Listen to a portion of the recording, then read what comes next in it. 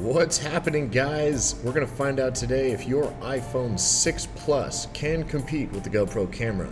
So we're going to toss your iPhone 6 Plus into the Velocity Clip, which is a mount that turns your iPhone 6 into an action camera. I bet you didn't know you could do that. Anyway, you can see from the iPhone 6 footage already that it's going to be a pretty good competition with the GoPro camera. So the first thing we're going to do is we're going to toss both cameras side by side onto the bike handlebars so we can compare both the images. But before we get into any of that, we're going to cheat a little bit with the iPhone 6. We are going to put a wide angle lens onto it because the GoPro is extremely wide and the iPhone's really not that wide. So we're going to cheat a little bit, slap on one of these $20 lenses so we can try to catch up with the GoPro. The nice thing about these cheap little lenses is they increase the picture size 30%. You can already see right there, it's a pretty big difference, and it really doesn't distort the image that much. So let's get right into it. First, we're going to start by sticking your iPhone 6 Plus right onto the bike helmet.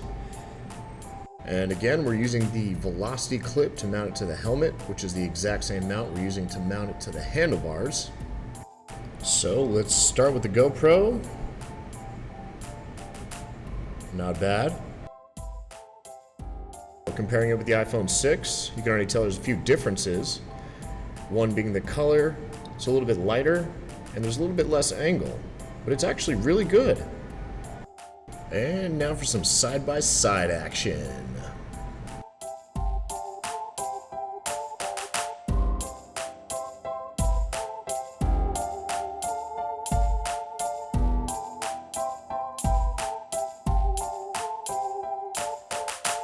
So what happened when I was riding with the bike handlebars with both the cameras mounted, for some reason or another, the GoPro kept randomly turning off. I don't know why. I don't know if it's corrupt or whatever.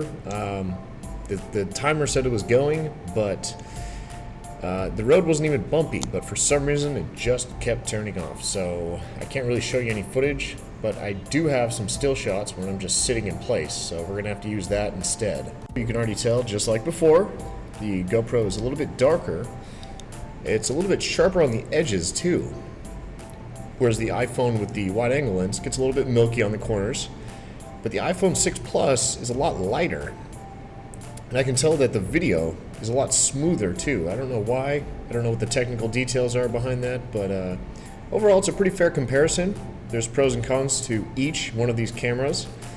But I will say it is really nice to be able to watch your video right away on your iPhone, instead of going all the way back to the office just to find out none of the GoPro videos worked at all. So run over to velocityclip.com and check out the mounts. Thanks for watching, guys.